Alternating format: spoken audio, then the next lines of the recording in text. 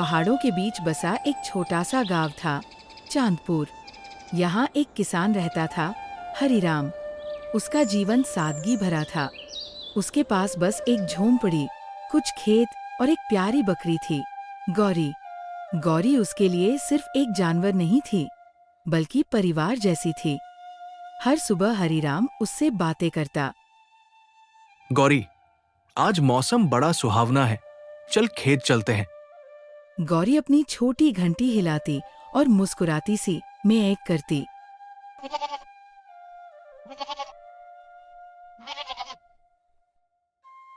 दिन बीतते गए। हरिराम ने गौरी की सेवा की और गौरी ने भी हरिराम को कभी निराश नहीं किया। उसके दूध से हरिराम की रोजी चलती थी। पर एक दिन पहाड़ों से उतरती बर्फीली आंधी आई। ठंड इतनी बढ़ी कि गांव के कई जानवर मर गए। हरिराम अपनी गौरी को बचाने के लिए उसे घर के अंदर ले आया। लेकिन कुछ दिनों बाद गौरी बहुत बीमार पड़ गई। हरिराम उसे गोद में लेकर बोला, मत जा गौरी, तू ही तो मेरा परिवार है। अगर तू ही चली गई तो मैं अकेले कैसे रहूंगा। मुझे तेरा साथ चाहिए गौरी। गौरी ने अपनी आंखों से आंसू टपकाए और धीरे धीरे उसकी सांसें थम गई। हरिराम टूट गया। वो कई दिन तक चुप रहा। उसका दिल खाली हो गया था। एक सुबह हरिराम ने देखा कि उसकी झोंपड़ी के बाहर एक अनजान बकरी खड़ी थी, भूरे रंग की, और उसकी आंखों में एक अजीब चमक थी। तू कहां से आई रे? किसकी बकरी है तू? मुझे भूख लगी है मालिक, मैं बहुत भूखी हूँ। अरे, तू बोलती है, ये कैसे हो सकता है? बकरी कैसे बोल सकती है? मैं साधारण नहीं, जंगल की बकरी हूँ। मैं सिर्फ उन लोगों से बात करती हूँ जिनका दिल सच्चा होता है। हरिराम ने उसे दूध और रोटी दी। धीरे धीरे वो बकरी उसके घर की सदस्य बन गई। हरिराम ने उसका नाम रखा, काली। दिन बीतते गए और काली ने घर में नई रौनक ला दी। वो बोलती थी, हंसती थी और हरिराम से हर बात पर चर्चा करती थी। पर एक रात, जब चांद पूरा था, काली ने चुपके से खेत की ओर देखा और बोली, अब वक्त आ गया है।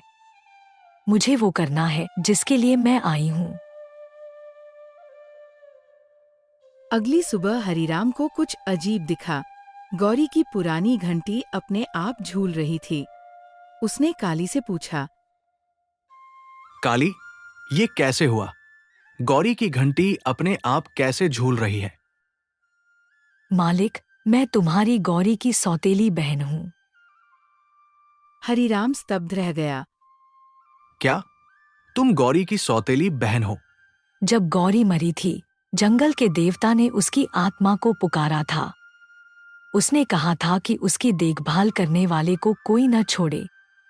मैं उसी वचन से यहाँ आई हूँ। हरिराम की आंखें नम हो गईं। उसे लगा जैसे भगवान ने उसे फिर से परिवार दे दिया हो। काली अब न केवल बकरी थी, बल्कि माँ जैसी समझ रखने वाली आत्मा बन गई। वो हरिराम के खेत में मेहनत में मदद करती और रात में कहानियां सुनाती। लेकिन गांव के कुछ लोग शक करने लगे। वे कहते, अरे, हरिराम की बकरी तो जादूगरनी है। एक दिन पड़ोसी बंसीलाल ने सोचा, अगर ये बकरी सच में बोलती है तो इसका दूध तो सोने जैसा कीमती होगा। वो रात में चुपके से झोंपड़ी में घुसा। पर जैसे ही उसने बकरी को छुआ, काली ने कहा, जो लालच करेगा वो अंधेरे में गिर जाएगा। बंसीलाल डर गया, लेकिन पीछे हटते वक्त उसका पैर दीवार की कील में अटक गया और उसके माथे से खून बहने लगा। अगले दिन गांव में खबर फैल गई, हरिराम की बकरी श्राप देती है। लोग उससे डरने लगे।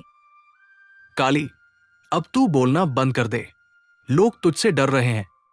मालिक, सच्चाई कभी छुपती नहीं।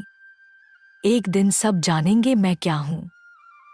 मालिक, पहाड़ के उस पार एक झरना है। वहां मुझे जाना है।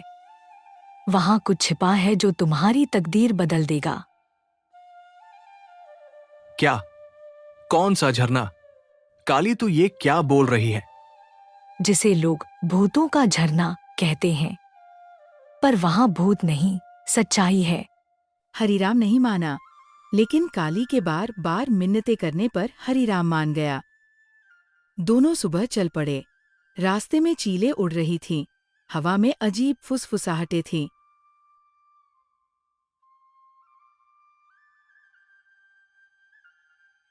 जब वे झरने के पास पहुंचे तो काली ने कहा, मालिक, मेरी आंखों में देखो।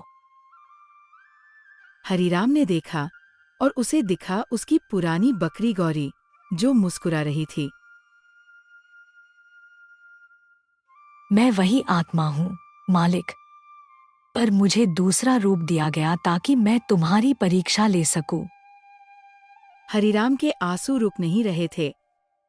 मालिक, अब वक्त है एक परीक्षा का।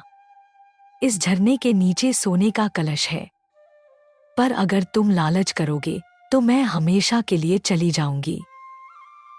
हरिराम कांपते हुए आगे बढ़ा, लेकिन फिर पीछे हो गया। गौरी, मुझे सोना नहीं चाहिए, बस तू चाहिए। वाह मालिक, तुमने आज इंसानियत जीत ली। झरना चमकने लगा और वहां से एक छोटी घंटी निकली, सुनहरी चमक वाली।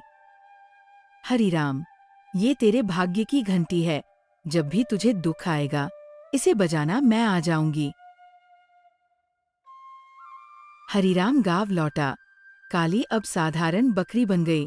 वो अब नहीं बोलती थी, लेकिन उसकी आंखों में वही करुणा थी। लोगों ने देखा कि हरिराम के खेतों में अब फसल दोगुनी हो रही है। गांव वाले हैरान थे। अरे हरिराम, ये कैसे हुआ? तुम्हारे खेत में इतनी अच्छी और दोगुनी फसल कैसे हुई? ये मेहनत और सच्चाई का फल है रामलाल जी। बंसीलाल फिर लौट आया। उसने सोचा,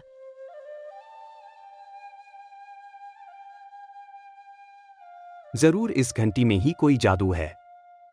मैं इसे अपने साथ ले जाता हूँ, फिर मैं भी जादूगर बन जाऊंगा। रात में उसने घंटी चुराने की कोशिश की। जैसे ही उसने उसे छुआ, तेज आवाज आई। बंसीलाल, तुम्हारा लालच फिर लौट आया है। धरती कांपी, झोंपड़ी की दीवारों से धुआं उठा और बंसीलाल जमीन पर गिर पड़ा। उसकी आवाज चली गई। जब हरिराम ने उसे देखा तो बंसीलाल बेहोश पड़ा हुआ था। हरिराम सब समझ चुका था। उसने घंटी से हाथ जोड़कर बोला,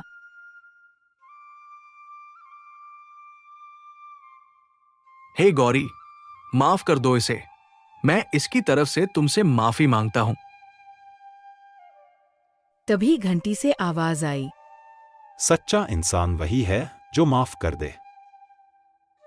सुबह जब गांव वाले आए तो देखा कि बंसीलाल चुपचाप रो रहा था। उसने इशारे से कहा कि उसे सब समझ आ गया है। बंसीलाल, हम दोनों इंसान हैं। गलती हमसे ही होती है।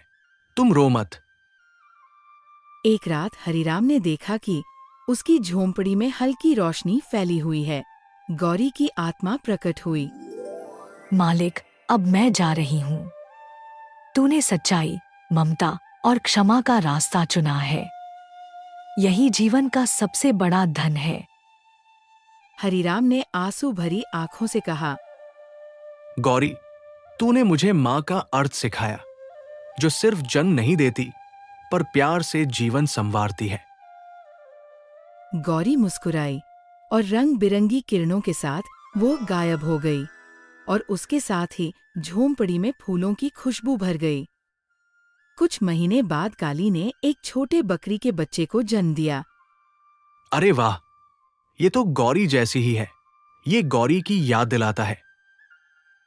उसने बच्चे का नाम रखा सत्य। सत्य हर दिन खेतों में खेलता और जब भी हरिराम घंटी बजाता, हवा में एक मीठी आवाज गूंजती। मैं हमेशा तेरे साथ हूँ। साल बीत गए। हरिराम बूढ़ा हो गया, पर उसकी कहानी गांव की मिसाल बन गई। लोग कहते, सौतेली बकरी माँ ने इंसान को इंसानियत सिखाई। गौरी और काली की मूर्तियां आज भी गांव के झरने के पास है और हर साल जब कोई बच्चा उस घंटी को छूता है तो उसे एक हल्की सी आवाज सुनाई देती है। सच्चाई कभी नहीं मरती।